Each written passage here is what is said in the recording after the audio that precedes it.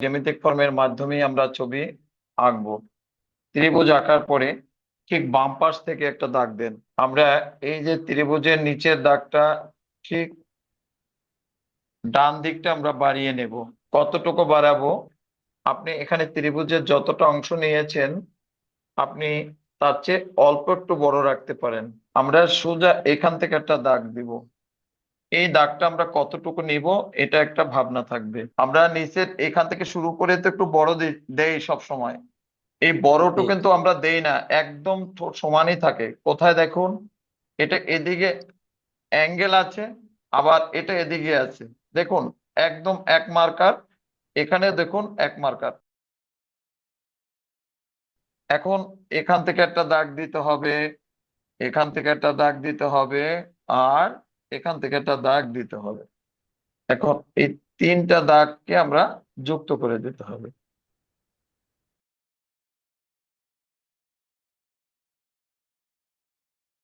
তিনটা দাগই কিন্তু সমপরিমাণ আছে এখানে।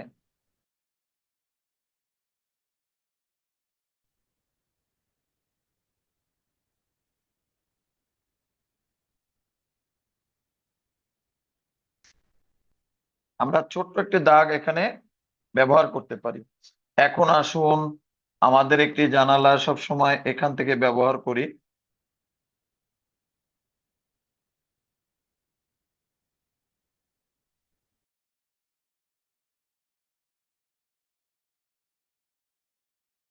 এরপরে আমরা এখানে একটি দরজা দিলাম।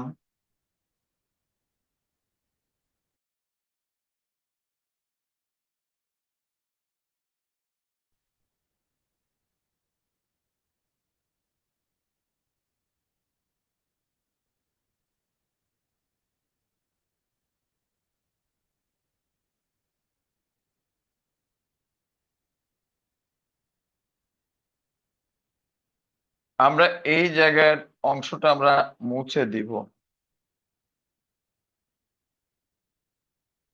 এই ঘরটা কিন্তু সম্পূর্ণভাবে ভুল। এখন আপনারা এটাকে একটা ছোট্ট একটা এভাবে দিয়ে আপনারা লিখে রাখতে পারেন একটা, যে এটি একটি ভুল ড্রয়িং। এবারে আমরা সঠিক ঘরটি আমরা শিখব। সঠিক ঘরটি হলো, আবারও কিন্তু আমরা ত্রিভুজ আঁকবো। আপনারা ভুল এবং সঠিক এভাবে লিখে রাখতে পারেন। ভুল এবং সঠিক এটি অবশ্যই আমাদের জানা দরকার।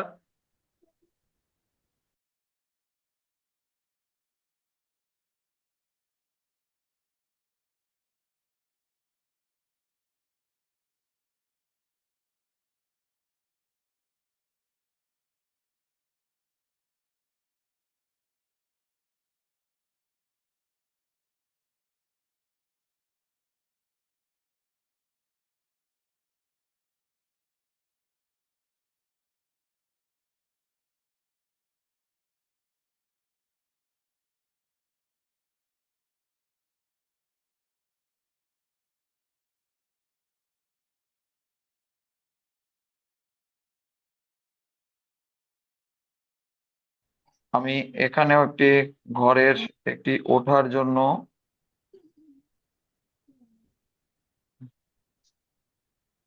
যে একটি সিঁড়ির মতো আমি এখানেও করে দিলাম।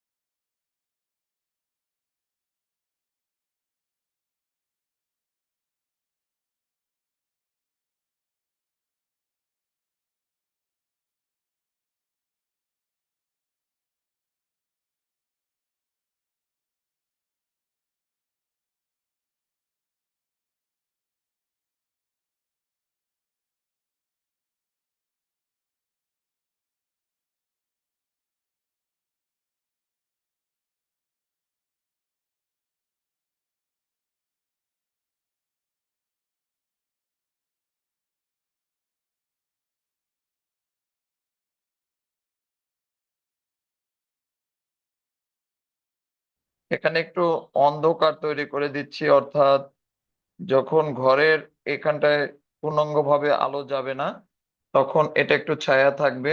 তার জন্য আমি ওখানে একটু,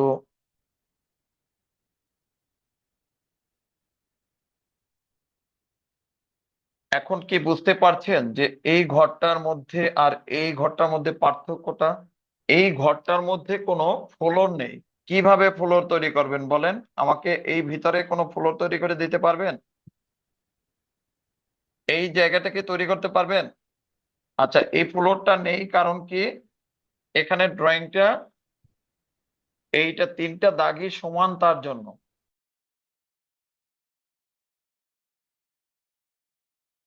লিখে রাখেন সঠিক।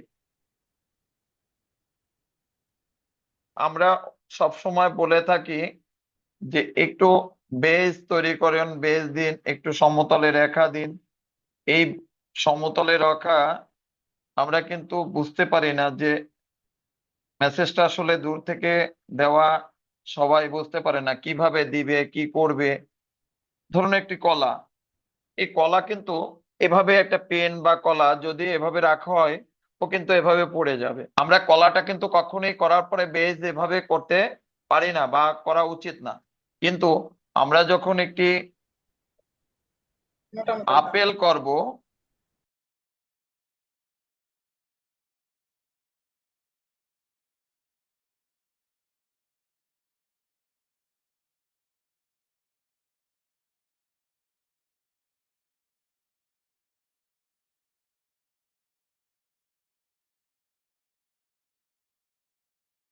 কলায় কি আমরা বেজ দিতে হবে?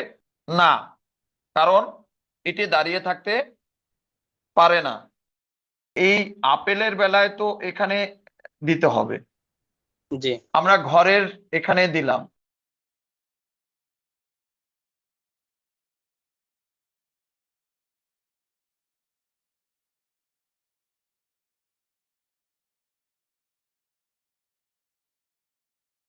এখান থেকে আমি এটা বেজ দিতে পারি।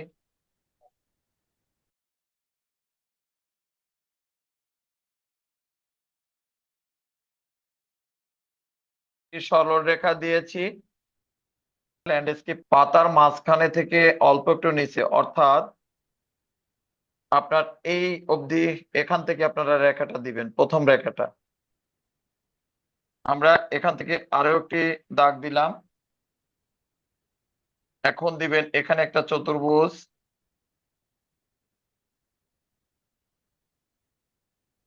এটা করার পরেই আপনারা নিচের অংশটা যুক্ত করবেন এখানে, আর এখানটা এখানে যুক্ত করবেন। চতুর্ভুজের প্রথম পার্টে যে রেখাটা আছে এখান থেকে একটি এভাবে শেপ তৈরি করুন। এই পাশে গিয়ে আপনার একটু রাউন্ড করে দিতে হবে, বাড়তি একটু মুছে ফেলতে হবে। এখান থেকে অল্প একটু নামিয়ে দিন, আর এ পাশ থেকে অল্প একটু নামিয়ে দিন। এই বাম সাইডের কোণা থেকে যুক্ত করে আমরা ডান সাইডের কোণায় গিয়ে এভাবে একটা রেখা নিব। এই ভুলটাও একটু শিখে আসি।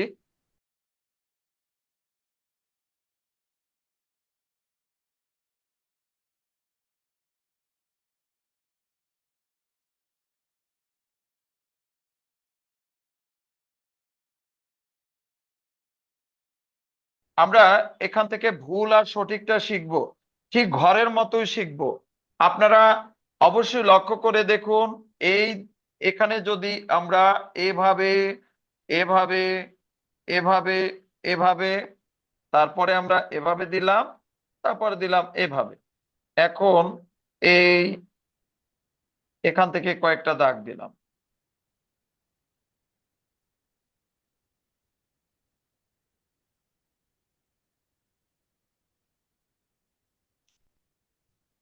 আপনারা এই দুটা নৌকাও কিন্তু, উপরের নৌকা এবং নিচের নৌকা, দুটা নৌকা ঘরের মতো আপনারা একে রেখে দিবেন। এবং এখানে একটি মেসেজ থাকবে আপনার, অবশ্যই, যে কোন নৌকাটা আপনার কাছে সঠিক এবং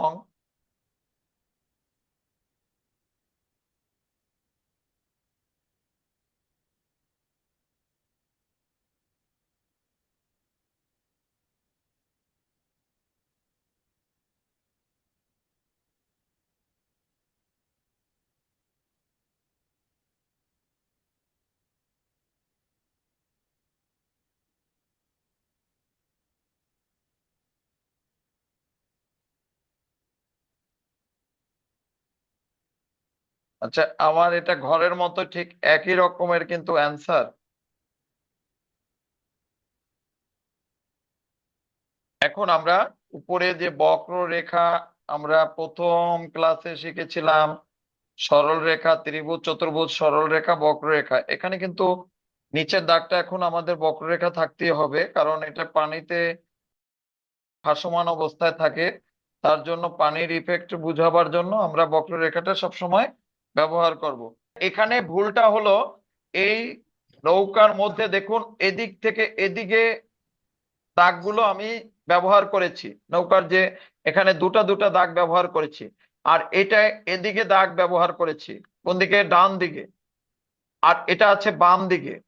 এই বাম দিকে যদি আমরা কখনো নৌকাটা এভাবে, আমরা যে দিক থেকে এই শেপটা আসবে, অর্থাৎ এই শেপটা নৌকার এখান থেকে আমি আবার বুঝিয়ে দিচ্ছি, আমাদের সঠিক এটা, এটা ভুল। এই শেপটা যে দিক থেকে আসবে, এখান থেকে আমি সঠিক রূপ এখনই প্রমাণ করে দিচ্ছি। এই শেপটা আপনার এদিকে কখনো হবে না। এই শেপটা যে দিক থেকে আমরা দেখছি, এদিক থেকে এদিকটা, এদিক সবসময় সব দিনের জন্য দিতে হবে। যদি কিনা এদিকটা আমরা, এই পয়েন্টটা আমরা এভাবে দেখি, আবার যদি নৌকার এই পয়েন্টটা দেখি, তখন কিন্তু এই পাশে দুইটা, এই যে গোলটা আমরা দেখতে পাবো না, তখন একটা দাগ এই পাশে হবে, তখন কিন্তু আবার এই দাগগুলো এদিকে আসতে হবে। অর্থাৎ এইটাই হচ্ছে বিষয় নৌকার। এটা হলো আমার, এদিক থেকে আমরা আমাদের চোখের দৃষ্টি থেকে এদিক থেকে দেখছি, আমাদের ক্যামেরা থেকে যখন ছবিটা বন্দি করেছি, তখন কিন্তু আমরা এই পার্টটা দেখা মানেই হচ্ছে এদিক থেকে দেখা, আর এদিকটা তখন একটা দাগ হবে। আর যখন এদিক থেকে দেখবো, তখন আবার কোনটা, এ পাশে আপনার এক দাগ হবে, এ পাশ থেকে আপনার এইভাবে দুই পার্ট দেখা যাবে। তো এটা যখনই আপনার মাথায় রাখতে হবে, যে পার্টটা থেকে আমরা দেখবো, উক্ত পার্ট থেকেই কিন্তু আমরা সবসময় এই ডবল দাগগুলো এদিক থেকে আসতে হবে, এইটা যেখান থেকে যাবে, এই, তবেই আপনার কিন্তু সঠিক হবে। এটা কিন্তু সঠিক আছে, এখানে ভুল আছে। অর্থাৎ এই দাগগুলো এভাবে দিতে হবে। এই দাগগুলো দেখুন উল্টা দিয়েছি। এই দাগগুলো কোন দিকে দেওয়া আছে? আছে কিন্তু এদিকে। 2 নম্বর কিন্তু এদিক দেওয়া আছে। এদিক দেওয়া হলে এটা মনে হচ্ছে যে এটা এদিকে আসছে, এটা তো এইভাবে এই আসছে। এই একটা চাক, বাঁশের চাক থেকে এই সুইর অংশটা করে থাকে।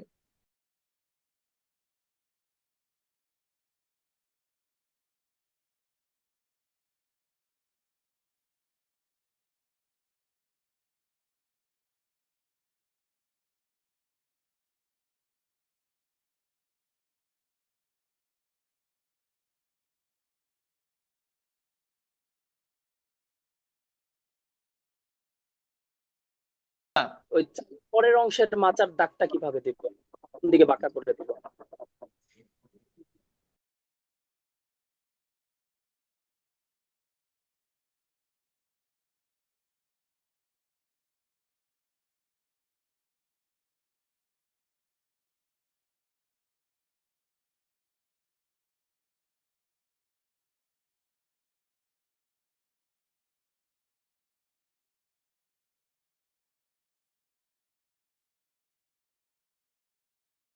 দেখুন এখানে একটা মানুষ আঁকার চেষ্টা করছি, আর এখানে আমরা আবারও নৌকার পার্ট,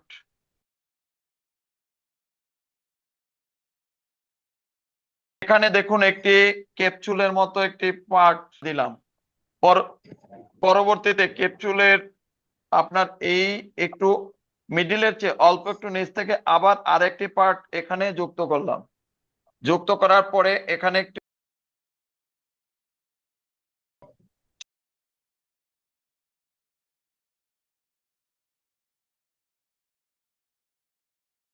এখানটা আমরা সব সময় ব্ল্যাক দিব।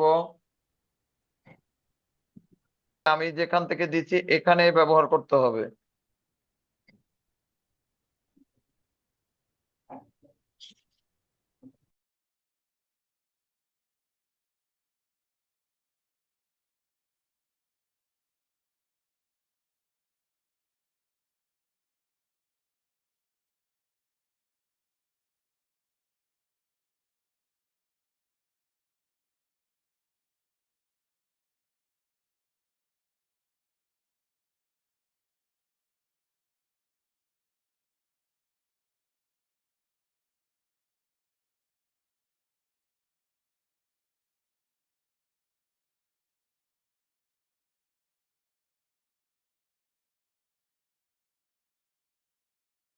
একদম ছোট যারা তারা পাল না পারলে সমস্যা নেই, কিন্তু যারা বড় তারা সবাই পাল দিতে হবে।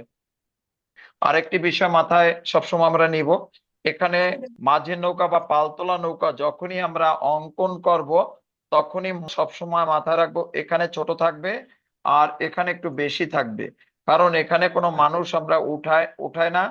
আমরা এখানে একটু দাগ ব্যবহার করছি, দেখুন এই দাগ হলো আমাদের যে পাল আছে উপরে পালের ছায়া, এবং এখানে দাগ ইউজ করছি, এখানে যে একটা মানুষ আছে মানুষের একটা ছায়া।